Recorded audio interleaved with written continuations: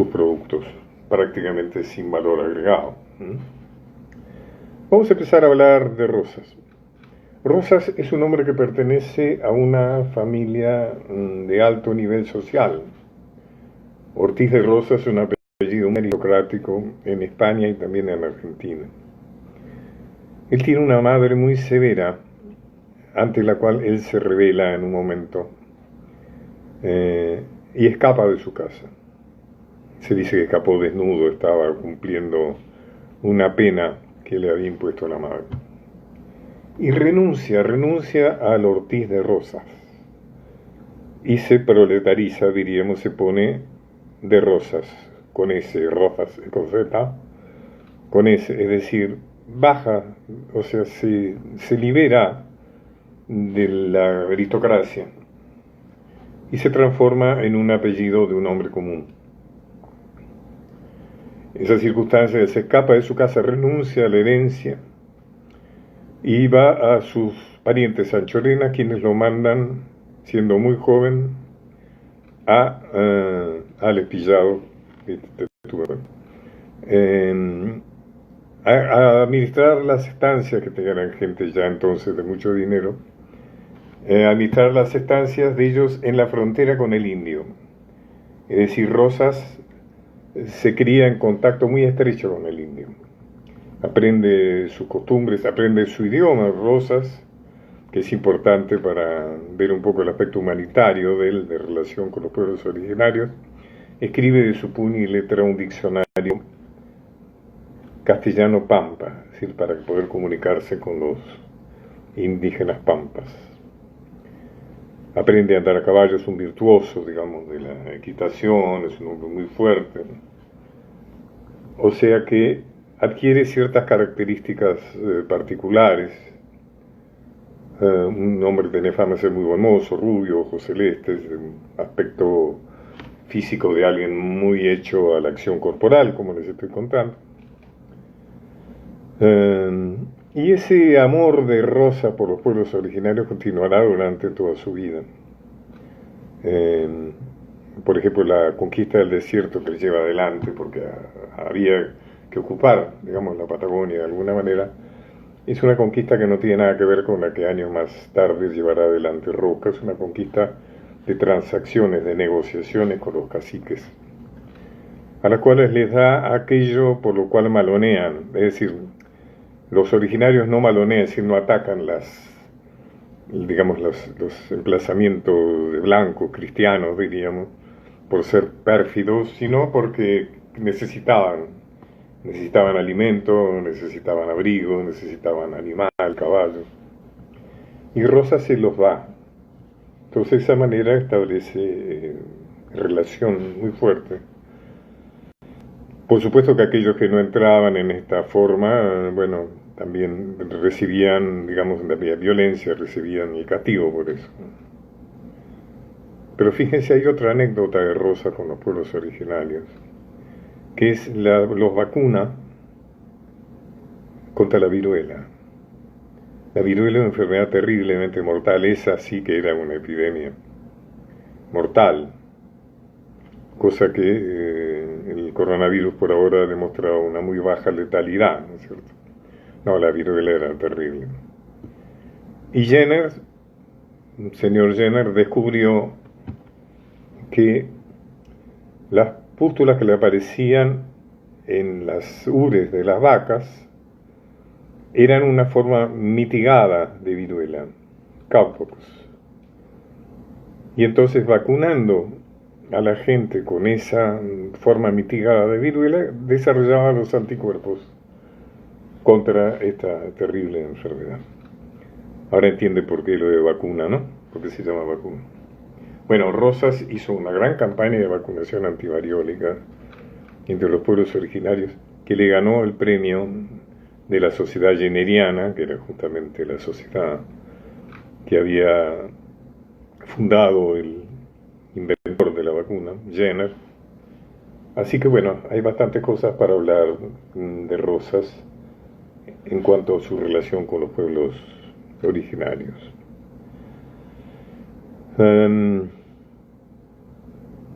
Sarmiento, que contra Quiroga y no sé López, para apuntar, apunta una hoja. Gracias. Bueno, sigamos con Rosas. Rosas aparece en la política cuando establece un acuerdo con Estanislao López, que ha quedado devastado, como los caudillos federales de aquel entonces, por la acción, por la agresión de Buenos Aires, que quería terminar con todo lo que fuera federal. Y Rosas llega a un acuerdo con Estanislao López, le provee de ganado, etcétera, que necesita para poder sostener su provincia tan golpeada. Y ahí nace una estrecha relación entre Estanislao López y Rosas, que es que continuará, digamos, ¿no? Serán grandes aliados, igual que Quiroga y otros. Por eso ahí recuperamos todo el aspecto federalismo. Eran gobernadores federales, caudillos federales, que de alguna manera se nucleaban en torno a Rosas, quien los trataba bien, digamos, les daba, digamos, el dinero. Rosas no compartió los ingresos de la aduana, pero sí los utilizó para fomentar el desarrollo de las provincias federales y la posibilidad, digamos, de que enfrentaran a los ejércitos unitarios. ¿Por qué se dice San Martín, Rosas y Perón? Estoy contestando preguntas. Bueno, hay algo que Rosas es evidente, es un gran jefe popular. Si hay un motivo por el cual el Ministerio Oficial se ha dedicado a denostarlo, como no lo pudieron matar en vida, decidieron matarlo en la memoria colectiva, es porque fue un gran jefe popular. Diríamos que a partir de Rosas, los sectores populares ya entendieron que tenían derechos y que podían enfrentar a los sectores dominantes. San Martín, bueno, un prócer indiscutible y un hombre también muy ligado al federalismo. Eso es lo que la historia oficial nunca nos cuenta, porque San Martín es enviado al exilio por su relación con el federalismo. O sea, Juan Bautista Bustos, que es un gran gobernador de Córdoba, caudillo federal, al cual por supuesto no hay calle en la capital federal sigue con su odio a los caudillos federales. No hay calle Estanislao López, no hay Francisco Ramírez. Hay alguna Quiroga porque le puso Menem, hay alguna Artigas por relación diplomática con Uruguay, Güemes, bueno, no podía faltar Güemes. La cuestión es que San Martín fue un tipo muy ligado, tal así que cuando Bustos convoca a un proyecto de encuentro para dictar una constitución federal, trasciende que será San Martín el presidente o el jefe o la autoridad máxima de esa constitución. Eso se imaginan cómo le cayó a Rivadavia y a los suyos, y a partir de ahí deciden eliminar a San Martín. San Martín lo cuenta en sus dramáticas cartas a Guido, que fue acosado, que amenazado, que le abrían las cartas. Fue víctima de una campaña de injurias. Se decía que era borracho, piómano, corrupto, loco. No había nada más por decir de San Martín. Fue muy maltratado por sus contemporáneos. O sea que San Martín pertenece también al sector, diríamos, del bando del Nacional Popular Federal. Por eso San Martín, Rosas, Perón, hay indudablemente una línea, además de sentimiento muy nacional. O sea, los tres fueron personas imbuidas, más allá de sus defectos, imbuidos de un sentimiento nacionalista en el mejor sentido de la palabra. Muy profundo, está muy claro, ¿no es cierto?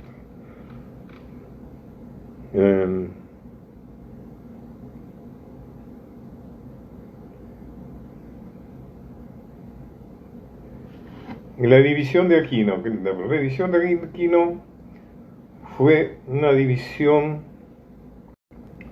A ver, cuando Urquiza traiciona a Rosas, traiciona a su país, y el ejército que Rosas ha armado, organizado, entrenado para la guerra con Brasil, porque Rosas quería recuperar las tierras que los unitarios habían perdido en Bolivia, Uruguay, quería avanzar sobre el espíritu imperial de Brasil, quería realmente detener a Brasil y quitarle, por ejemplo, el sur de Brasil, de toda la zona de Río Grande.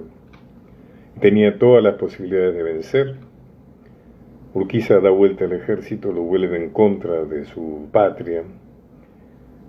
Y cuando vienen los ejércitos unidos, el ejército que estaba en argentino, que era robado por Urquiza, digamos, unido al ejército brasileño, un ejército inmenso. Por eso no está mal cuando Sarmiento dice el ejército grande, que fue el boletinero del ejército grande, sí, era muy grande. Eran los ejércitos de dos países, eran como 40.000. Pasan primero por Montevideo y toman al ejército que Rosas ha enviado al mando de Oribe para sitiar Montevideo, porque él quiere recuperar la banda oriental que Rivadavia le cedió a Brasil y luego a Gran Bretaña por orden de Gran Bretaña, y quiere recuperar la banda oriental. Bueno, pasa por ahí. Una de las divisiones incorporadas es la división de Aquino. Pero luego, cuando llega el momento de la batalla de Caseros, la división de Aquino se rebela, mata a su jefe y se rebela. ¿Cuál fue el destino de la división de Aquino? Los árboles de la casa de Palermo. Es decir, Urquiza los colgó a todos.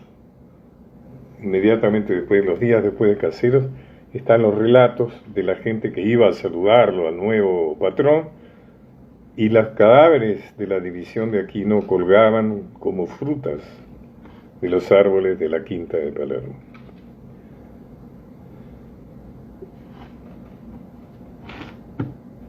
Sigamos adelante con Rosas. Rosas, a quien se lo acusa de ser un tirano, algo que caracteriza a un tirano es la apropiación del poder por la fuerza. Rosas llega las 2 veces que llega al gobierno por votación. Inclusive la segunda vez, cuando es llamado, porque las 2 veces es llamado en momentos de mucha anarquía. Por ejemplo, la segunda vez,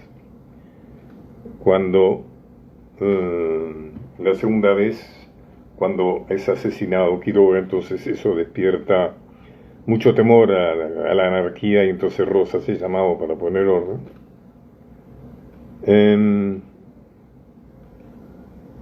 En esa segunda vez, él exige la votación, que voten todas las personas. Es un antecedente extraordinario de votación popular. Y menos 50 y pico, menos 9, como dice Sarmiento, nunca hubo nadie tan apoyado para acceder al gobierno. Todos votan porque Rosas suba nuevamente al gobierno. Es decir, es por decisión popular, no porque él se adueñe del poder por la fuerza.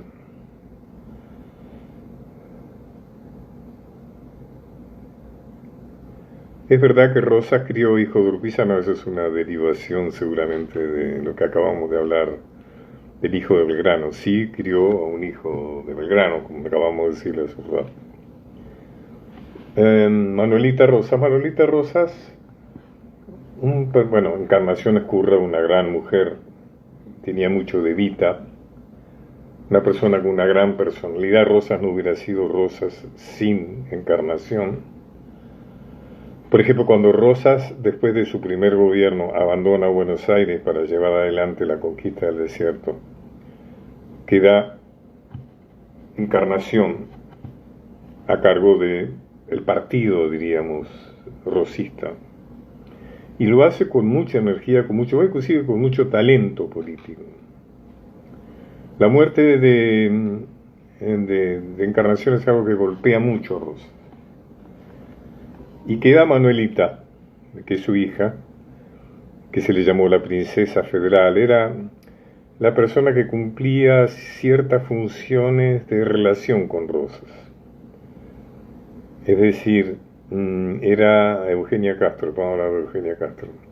Era alguien que, digamos, cuando había que pedirle por algo, por alguna pena, por alguna pena disciplinaria. Se le pedía a Manuelita y Manuelita hacía de intermediario con Rosas. Esto fue el caso de... vamos, no importa, después ya me voy a acordar. Rosas y la vuelta obligado. Oh, qué tema, ¿no? Qué temón. La vuelta obligado es algo que está mal llamado. En realidad hay que referirse a la guerra del Paraná, porque la vuelta obligado fue solo el primer combate de la guerra del Paraná.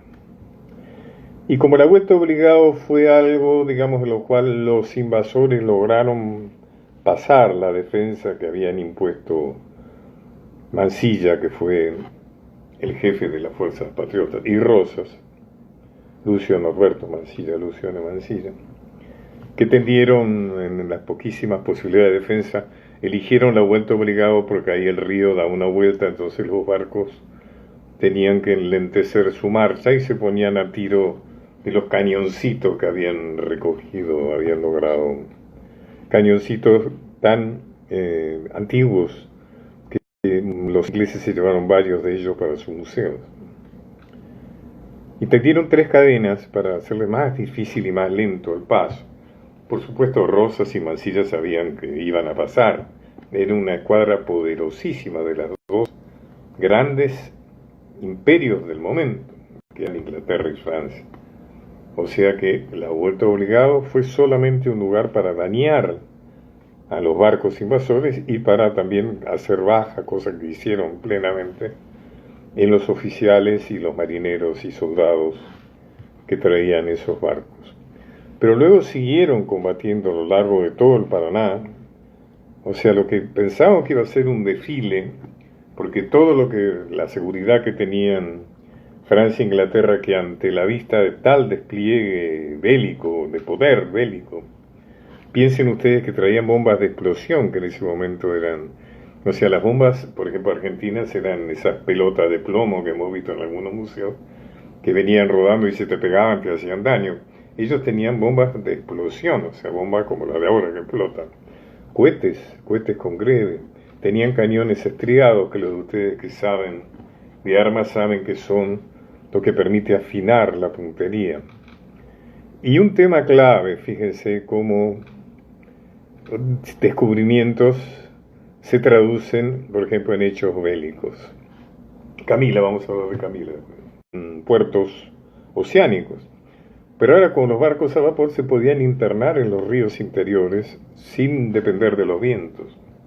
Y eso es lo que hicieron, por ejemplo, en China. Venían de doblegar a la China, nada menos. Los dos imperios se fueron cumpliendo con una exigencia de Rosas, que fue la de que tenían que disparar 21 cañonazos en honor a la bandera argentina, por desagravio, por haberlo ofendido. Fíjense ustedes, ¿no?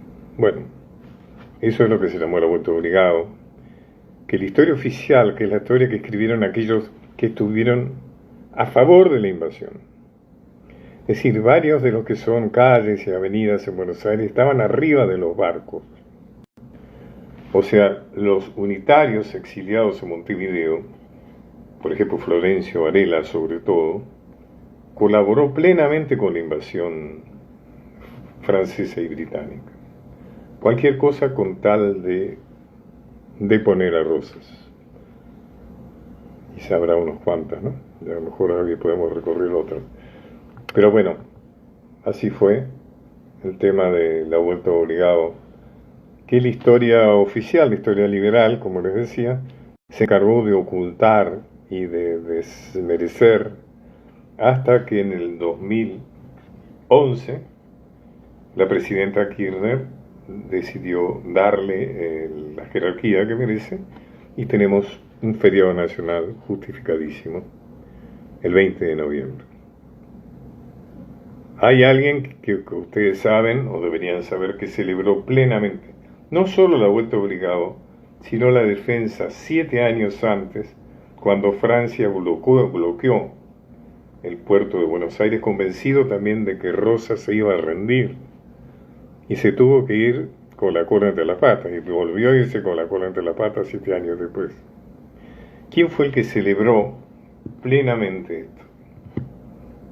Con lo cual se ganó aún más el rencor de los liberales unitarios de Buenos Aires, que lo dije hace un rato, no sabían qué más decir de San Martín.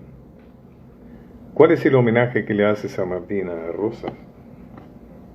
¿Qué más homenaje le puede hacer San Martín a Rosas que legarle su sable? Cuando muere San Martín, en artículo 3 creo que es, ¿no?, le lega el sable por la defensa de la soberanía nacional que ha hecho ante el ataque de los imperios extranjeros, etc. Inclusive San Martín tiene un comentario a Guido que es muy interesante, cuando le dice: esta ha sido la segunda guerra de la independencia. ¿Qué quiere decir San Martín con eso? Es un análisis muy profundo. Quiere decir, yo luché contra los españoles, logré la independencia, fui uno de los que logró la independencia de la dominación española. Rosas y los suyos acaban de lograr la independencia de las pretensiones de Inglaterra. Si uno dice eso, entonces, ¿qué queda para Caseros? La caída en la segunda dependencia. En Caseros volvemos a ser dependientes, ahora de Gran Bretaña. Ahí está, pude contar la entrega de San Martín de su sable a Rosas. Lo acabo de contar, ¿no es cierto? Es muy emocionante, muy emocionante. El sable de San Martín que está en el museo, ¿no? En el museo. La figura de San Martín extraordinaria, ¿no? Vamos a hacer un vivo sobre San Martín.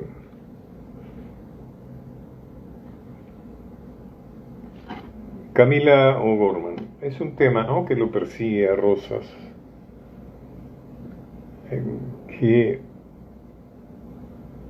quizá no debió hacerlo, pero él explicó por qué lo hizo. El que quiera entenderlo lo entienda, el que no quiera no lo entienda.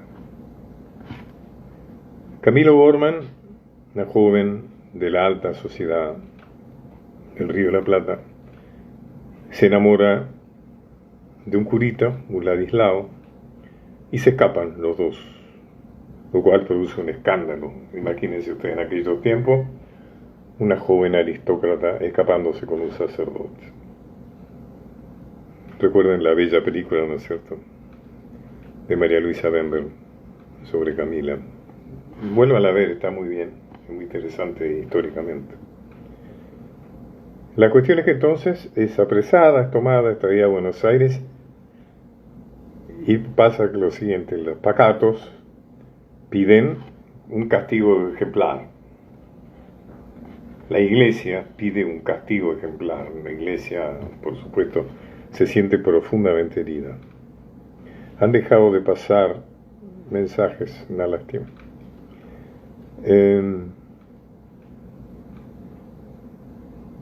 Rosas pide opinión a la justicia. Ahí está Díaz Vélez, que era un hombre de mucha frecuencia en Palermo, y Díaz Vélez dice que es justo que sea fusilada. Pero hay otro tema, y es que Montevideo, los unitarios, están levantando escándalo diciendo que eso era prueba de la decadencia moral a que Rosas había llevado a la Argentina, que era una prueba de que ya todo era posible, que ya no había religión, que no había moral, etcétera, etcétera. Interviene Manuelita tratando de salvarla. Inclusive hay un comentario ahí de que estaba embarazada, o parecería un pretexto, ¿no?, Camila estaría embarazada, que nunca se confirmó. La cuestión es que finalmente es fusilada. Dicen que Rosas le pesó hasta el último de sus días, que era un tema que no se lo podía sacar de la cabeza. Si ustedes han ido a mi web, que es www.pachodonnell.com.ar, www.pachodonnell.com.ar, van a encontrar ahí una obra de teatro mía que se llama El Sable, que trata, por supuesto es teatro, no es historia, es teatro, trata de los últimos momentos de Rosas, en ese exilio miserable en Southampton, donde realmente padeció una pobreza ejemplar, digamos, ¿no? De un hombre que nunca fue acusado de corrupto. Fíjense todas las cosas que se han dicho de Rosa, pero nunca se dijo de él que era corrupto, porque no lo fue. Y léala. Yo tuve la suerte de verla interpretada por Rodolfo Bebán, nada menos, un actorazo, que también hizo de Rosas en la película que filmó Torre, ¿no es cierto? En Torrenizo, con argumento de mi maestro.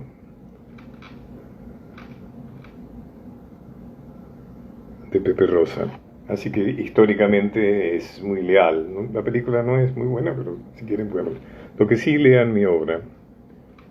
Fue dirigida por Daniel Marcove, fue una experiencia muy linda. Y después, yo también, Lito Cruz, que se quedó fascinado con esa obra, me dijo, me gustaría que hicieras una obra para un solo personaje, tomando el clima del sable, ese clima del final de vida de un tipo como Rosa. Y escribí esa obra que se llamó La Furia y el Viento, que Lito la representó en varios lugares de la provincia de Buenos Aires del interior. Y cuando él iba a estrenar en Buenos Aires una presentación preparatoria en Fray Mocho, vieron ustedes, teatro tradicional, se murió. Se murió el día anterior al estreno en la capital de La Furia y el Viento. Se está ensayando ahora, esperemos que después de todo esto se pueda dar. Bueno, la cuestión es que, ya digo, ahora algunos preguntan, recién me preguntaba alguien, ¿por qué se va a Inglaterra al exilio? Entonces algunos dicen, pero peleó contra los ingleses, pero al final se fue con los ingleses. Bueno, seamos inteligentes. Si hay alguien que sabía lo que iba a pasar en Caseros, era Inglaterra. ¿Está claro? Si hay alguien que lo tenía anotado en su agenda,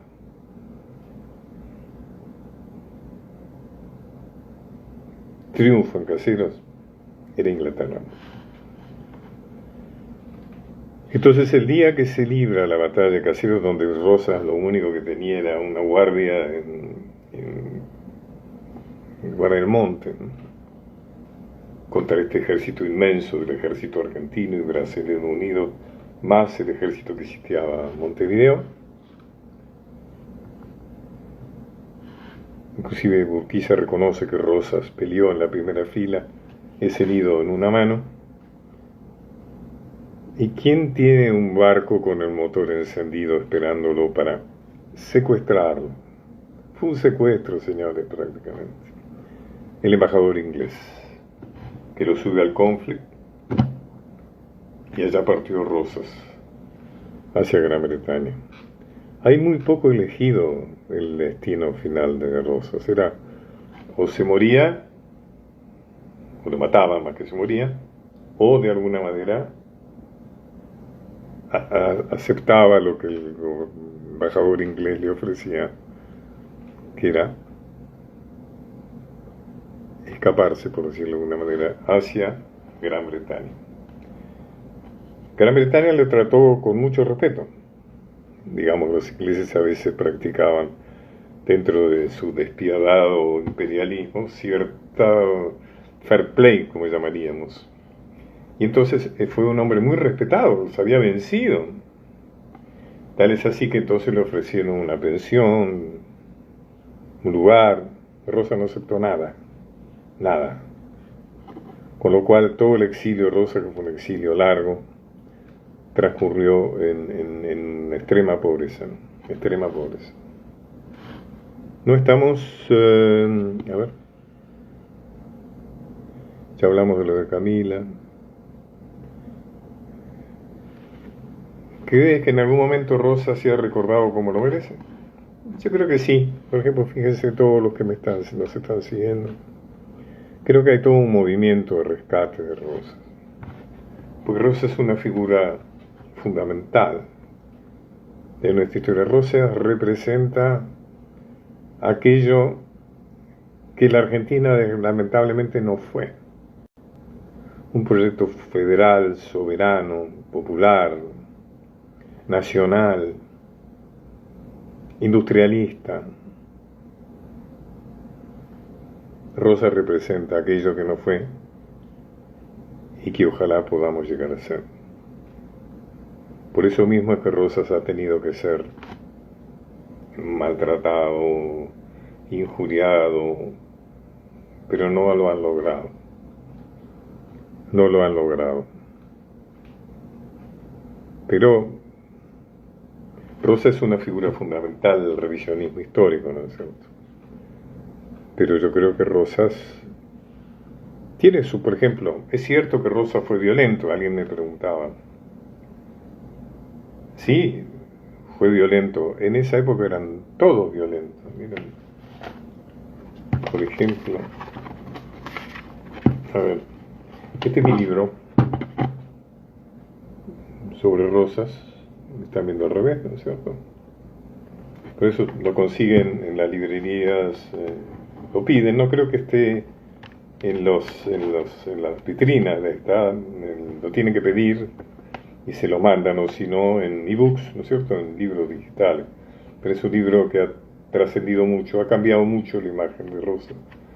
Lo comenté antes en alguna otra reunión que tuvimos, que Mariano Grondona, que era un periodista de derechas, alguna vez dijo: el libro de Pacho Gómez nos obliga de aquí en más a debatir sobre Rosa. Ya no podemos sacárnoslo de encima diciendo que era un tirano sangriento, ahora hay que debatir sobre Rosa. Sí, señores, así es. Porque fíjense, porque se acuerdan que decía los salvajes unitarios, ¿no? Viva la Confederación y mueran los salvajes, asquerosos, unitarios. Efectivamente, la violencia la inician los unitarios, no solo con el fusilamiento de Dorrego, que es la gran escuela de Rosas. Rosas, que fue el hombre más cercano a Dorrego, ahí comprende que con los unitarios no se jode, que los unitarios están dispuestos a todo. Y Rosas entonces entiende que para poder enfrentar a los unitarios hay que usar una violencia que más o menos se parezca a la de los unitarios. Fíjese, el general Iriarte, en las memorias de Iriarte, unas memorias muy interesantes, dice: después de la ejecución de Dorrego, Lavalle asolaba la campaña con su arbitrario sistema, y el terror fue un medio de que con profusión hicieron uso muchos de sus jefes subalternos. O sea que la muerte de Dorrego no fue simplemente un fusilamiento, fue una estrategia. Lo matamos a Dorrego, que es la cabeza del federalismo popular, y después tratamos de liquidar a todos los gauchos que estén próximos al federalismo. El terror.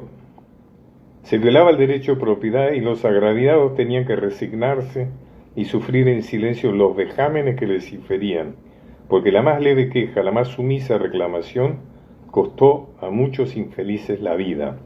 Aquellos hombres despiadados trataban al país como si hubiera sido conquistado, como si ellos fuesen extranjeros, y a sus compatriotas les hacían sentir todo el peso del régimen militar, cual si fuesen sus más implacables enemigos.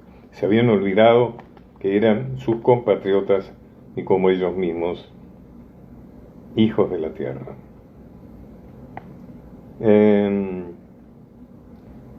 Practicaban las más inauditas crueldades de invención para gozarse en el sufrimiento de las víctimas. La palabra de guerra era muerte al gaucho, y efectivamente, como a bestias feroces, trataban a los desgraciados que caían en sus manos. Era el encarnizamiento frenético, fanático y descomunal de las guerras de religión. El coronel don Juan Apóstol Martínez hizo atar a la boca de un cañón a un desgraciado gaucho, la metralla lo hizo pedazos, y sobre algunos restos que pudieran encontrarse, el mismo Martínez burlonamente esparció algunas flores. Bueno, lo de salvajes unitarios viene de acá. Eran tiempos violentos. Rosas lo fue. También. Pero mucho menos que se dice se le quiere cargar a Rosas toda la violencia de la época. También se puede discutir el tema de la mazorca. La mazorca era un sistema parapolicial de amedrentamiento. Fíjese que nunca se pudo comprobar las muertes de la mazorca. La mazorca, que aparentemente la dirigía Encarnación, tenía un poco el sentido de amedrentar. Fíjese que Rosas tuvo que enfrentar 7 guerras, o sea que la situación interior, la quinta columna, o como se dice a los enemigos que están adentro, no era broma, o sea, no, la guerra contra Francia, después contra Francia e Inglaterra, contra la Confederación Peruano-Boliviana, el permanente acoso de los unitarios, etcétera, etcétera. O sea, había que mantener un cierto orden interno como una forma de responder a todo eso. En un capítulo de mi libro, yo trato de resumir qué es lo que fue Rosas. Al terminar su gobierno, don Juan Manuel dejaba un país con sentido de nación y de soberanía que hasta ha recibido su bautismo, República Argentina. Es decir, siempre nos enseñan, ¿no es cierto?, que Argentina viene de un poema de Barco Centenera, etcétera, etcétera. Por supuesto que Argentina tiene que ver con la mina de Potosí, o sea, Argentina quiere decir de plata. Pero cuando se empieza a llamar República Argentina es durante el gobierno de Rosas. Y eso corresponde al hecho de que a Rosas le impone a todo el conjunto desordenado de provincias un sentido nacional, un sentido de patria. 2.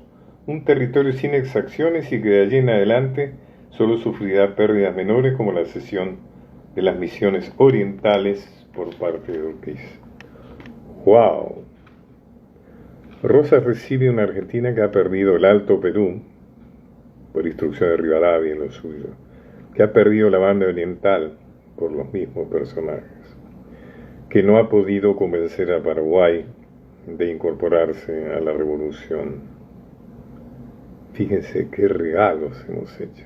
Y si hubiera triunfado a la vuelta obligado, eso dígale a todo lo que haya la vuelta obligado, hubieran perdido todo el litoral, porque Francia e Inglaterra venía con la idea de independizar la República de Mesopotamia, tenía nombre ya, que era Misiones entre Ríos Corrientes. Bueno, eso merece toda una charla. No pierden 1 metro cuadrado Rosas.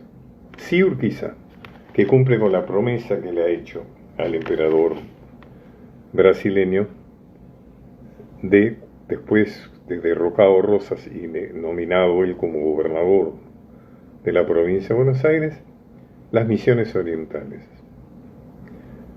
Los que van a Punta del Este, a La Pedrera, esos lugares, habrán visto cuando llegan al Chuy, bien, hay una frontera que es una calle, el paso siguiente es Brasil. Caseros. 3. Un plan económico que nos proyectará en la organización capitalista y nos dará un lugar y una función en la organización del mercado mundial. La estancia, su producción agropecuaria, y el estímulo al valor agregado. O sea, Rosas entendió que en la Argentina había una industria fundamental, que era el campo, y que como tal eso era lo que el lugar que tenía que tener en el mundo, pero al cual había que adosarle el valor agregado necesario para una independencia económica. Y 4, una clase humilde, la plebe, que ya ha experimentado su protagonismo social y que nunca se resignará a perderlo, dando origen en el futuro a movimientos políticos y sindicales de envergadura. San Martín Rosas Perón, que me preguntaron hace un rato, ¿no? Bueno, me parece que ya nos van a cortar. Lamento que no hayamos podido ver más preguntas, pero muchas gracias por acompañar. Vamos a seguir hablando de Rosa, ¿no? Es un tema inagotable. Bueno, muchas gracias por acompañarme. Hemos ido... mañana no hacemos el vivo con mi amigo Rolón, porque él ha tenido varios vivos, hoy habrán visto los que siguen, y entonces me pareció, yo le propuse, que no era bueno para él distraer a sus posibles asistentes a los otros vivos con el nuestro, así que lo hemos dejado pendientes. Bueno, muchas gracias.